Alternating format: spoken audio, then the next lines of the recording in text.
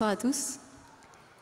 Donc, je m'appelle Lucie, j'ai 31 ans et je suis partie en mission avec Fidesco aux Philippines de mars 2012 à juin 2015. Donc, je suis rentrée de mission l'année dernière. Et donc, ma mission était auprès des plus exclus de Manille, des jeunes. Donc, les formes d'exclusion là-bas, c'était des anciens prisonniers, des anciens enfants des rues, des jeunes des bidonvilles, des jeunes déscolarisés. Voilà, toutes ces formes d'exclusion qui font que dans ce pays où la pauvreté est immense et endémique, eh bien, ces jeunes-là, ils ont du mal à accéder à un monde décent. Donc voilà, donc je suis partie à leur service.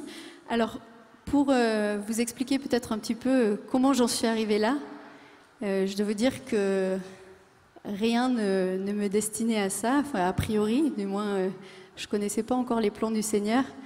J'étais diplômée d'école de commerce, voilà, et puis j'avais démarré ma vie professionnelle de manière assez classique, puisque j'avais démarré en faisant mes armes un peu dans de grandes entreprises et ensuite dans des cabinets de conseil en tant que commercial. Donc voilà, je faisais partie des millions de cadres qu'on appelle les cadres dynamiques qui partaient tous les matins à Paris vers la Défense. Et puis, au fur et à mesure, tous les jours de prendre le métro, je me rendais compte qu'il y avait quelque chose qui clochait dans ma vie. En tout cas, je ressentais un grand vide et un grand questionnement. Donc, il y avait voilà, quelque chose qui me travaillait.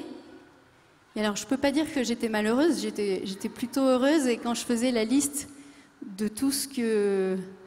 de cette petite checklist idéale que je devais cocher, j'avais mon appartement à Montmartre avec une petite terrasse très sympa. Je sortais avec mes amis, mais voilà, donc j'étais plutôt heureuse. Mais il y avait ce petit quelque chose en moi qui clochait. Et puis, je me suis rendu compte que peut-être qu'en fait, ces questionnements, ils venaient de cette vie très auto-centrée que je menais. Voilà, à l'époque, j'étais très peu engagée, ni dans les associations, et ni même par rapport à ma foi. Une foi que je qualifierais de très tiède. Voilà, en tout cas, je ne vivais pas du tout, je pense, l'évangile. J'allais de temps en temps à la messe le dimanche, mais ça ne me parlait pas plus que ça. Et puis, voilà, donc au fur et à mesure des questions, j'ai essayé d'y répondre quand même. Et puis, j'ai croisé la route de Fidesco. Donc, j'ai suivi toutes les étapes. Et puis, déjà, au moment de la rencontre avec Fidesco, j'ai senti que, voilà, j'avais la conviction profonde que ma place était là. Et alors, je ne savais pas encore que c'était un appel, puisque je ne le sentais pas de cette manière. Mais en tous les cas, voilà, je sentais que j'étais à la bonne place et qu'il fallait que je suive ce chemin. Donc vous le savez peut-être, avec Fidesco, on ne choisit pas son pays, on ne choisit pas sa mission. Donc la mission m'a été annoncée quelques mois avant de partir. Et on m'a annoncé que je partirais aux Philippines en tant que coach pour une association qui s'appelle Life Project for Youth. Pour ceux qui font un peu d'anglais, ça veut dire projet de vie pour les jeunes. Et donc j'allais donc devoir servir en tant que coach. Donc coach en faisant de la formation professionnelle pour ces jeunes-là. Bon, a priori, je n'avais pas du tout le bagage nécessaire, mais je me suis dit, ok, j'accepte le lâcher prise, et puis c'est parti. Sac à dos sur le dos, 20 kilos autorisés pour 2 ans, le détachement matériel commençait déjà, et puis je suis arrivée dans ce pays exceptionnel. Alors la première impression, c'est beaucoup de chaleur, beaucoup d'humidité, et beaucoup de vie aussi.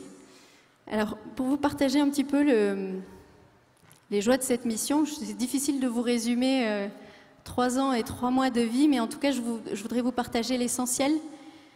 Et c'est deux révélations, ou même 2 claques. La première, ça a été la claque de la pauvreté. Voilà, cette rencontre avec la pauvreté extrême et la réalisation concrète de la vie, en particulier de la vie de ces jeunes. Il y avait une violence et il y a aussi une révolte en nous, les volontaires, quand on commence à découvrir toute cette réalité-là qu'on n'imagine pas, à faire nos premiers pas dans les bidonvilles.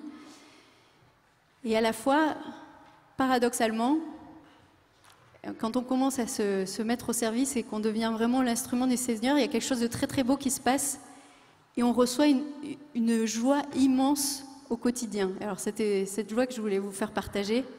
Voilà, la joie de se donner avec confiance, mais aussi la joie de faire ces rencontres exceptionnelles. Alors, pour vous décrire un petit peu les jeunes que j'ai eu la chance de rencontrer et de côtoyer, il y avait Joël Francisco. Alors, Joël, il était orphelin, mais il a grandi dans la rue. Et voilà, même s'il avait du mal à se battre contre son addiction, parce que depuis son plus jeune âge, eh ben, il a sniffé de la colle et ensuite il prenait de la drogue. Mais c'était un jeune exceptionnel et d'une générosité, mais et avec le regard le plus gentil que j'ai jamais croisé. Il y avait Marc. Marc, il a 18 ans et il se battait pour essayer de mettre de l'argent de côté pour sa maman qui était gravement malade. Alors vous savez, dans ces pays-là, on n'a pas de couverture médicale. Donc le problème, c'est que sa maman mourait à petit feu, mais qu'il faisait quand même tout son possible pour essayer de mettre de l'argent de côté pour la sauver. Bon, finalement, sa maman, elle a eu la première fois que j'ai rendu visite, il lui manquait une jambe parce qu'elle a été mangée par la gangrène. Et puis finalement, elle est décédée. Mais Marc, il avait toujours ce regard d'espoir qui nous donnait de la force, parce qu'on se disait, si lui, avec sa vie si difficile, il arrive à se battre, alors c'est qu'il y a quand même de l'espoir quelque part. Et il y avait Marie-Car. Marie-Car, elle a eu une enfance heureuse, et puis il y a eu un drame qui est survenu dans sa vie, c'est que son papa est décédé d'une tuberculose. Donc il a laissé les 9 enfants qui devaient se débrouiller. Et donc, au début, comme ils étaient petits, ils mendiaient aux portes des églises. Et puis, en fait, au fur et à mesure, Marie-Car a été poussée par sa propre famille à la prostitution. Voilà, mais à la fois, Marie-Car, c'était une jeune maman qui avait le courage de se battre immense et qui a réussi à décrocher un travail dans un restaurant japonais, super classe de Manille. Et voilà, cette force et ce courage, eh ben, en fait, elle nous le partageait. Et ce qui est assez exceptionnel, c'est que voilà, on rentre dans ces vies très dures, et qui nous bousculent, qui nous révoltent, parce qu'on n'imagine pas qu'il y ait des jeunes, bon, ils avaient quasiment mon âge, qui vivent ces vies-là. Et à la fois, on découvre ce prodigieux mystère de la joie, et cette joie qui nous est transfusée. Voilà, tous les jours aux Philippines, c'était une cinquantaine d'enfants dès qu'on descendait dans la rue qui venaient nous taper dans les mains, et puis en fait les Philippines, c'est pas pour rien qu'on l'appelle le pays du sourire, c'est que donc voilà, au quotidien vous recevez toute cette joie-là qui vous donne aussi toute l'énergie, et vous sentez que vous n'êtes pas seul pour affronter ce quotidien et toutes ces histoires. Alors évidemment, la foi est grandie aussi par le biais de ces rencontres, par le biais de cette mission-là. L'évangile, on ne la lit pas de la même manière, c'est sûr. Et on a l'impression de la vivre au quotidien, voilà, dans le service, et le Christ devient vraiment notre guide et notre inspiration. Alors il y a une autre claque dont je voulais vous parler, et qui a vraiment été le tournant de la mission. C'est que quand je suis partie, donc voilà, diplômée d'école de commerce, un petit peu orgueilleuse, même pas qu'un petit peu. On part en plus, on est gonflé à bloc, on est sous la grande tente et on nous envoie en mission, et on se dit génial, je vais sauver le monde, je vais changer les choses, je vais agir au moins. Et puis on se retrouve là-bas face à l'immensité des bidonvilles. Déjà on se sent tout petit. Et puis donc au tout début, parfois quand j'étais à votre place et que je regardais la fresque, je me disais bah oui, c'est évident. Je suis partie et le Seigneur voulait que je sois la bonne Samaritaine qui secourt les pauvres. Et en fait, voilà, cette claque qui s'est passée en mission, c'est que je me suis rendu compte déjà que je ne pouvais pas faire grand-chose, honnêtement, par rapport à toute l'immensité de la pauvreté, mais aussi, je me suis rendu compte en allant dans les bidonvilles. Alors les bidonvilles, pour vous en parler un petit peu, voilà, moi, j'étais jamais allée dans un bidonville avant, donc on m'avait dit, prépare-toi bien, ça pue, c'est des conditions humaines inimaginables et inacceptables.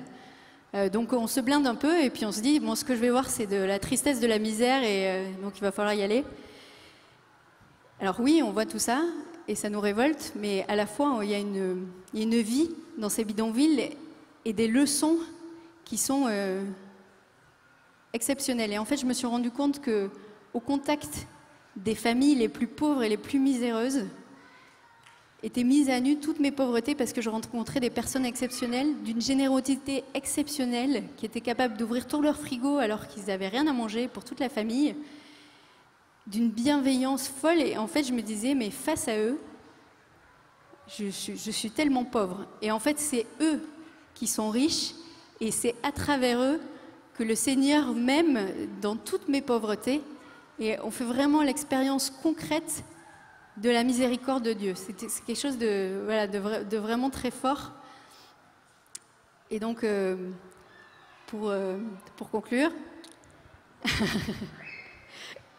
voilà, donc on rentre, vous en doutez bien, changé, transformé par cette rencontre des plus pauvres, et aussi avec un regard changé, un regard d'espérance sur le monde qui est hallucinant, qui est beau, et qui nous rappelle que où qu'on soit, on peut vivre la mission, et avec cet amour de Dieu qui nous aime.